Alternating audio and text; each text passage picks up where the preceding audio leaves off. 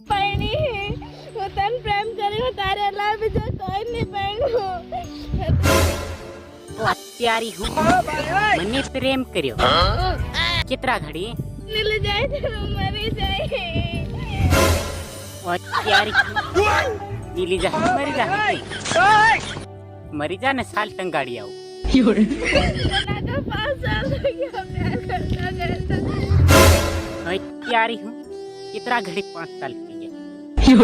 ગુજરાત દે સાંભળે આઈ ગણીન की रकम थी के 5 साल થઈ ગયા બેબી તો સમજવાની અત્યારે ની સમજમાં આવી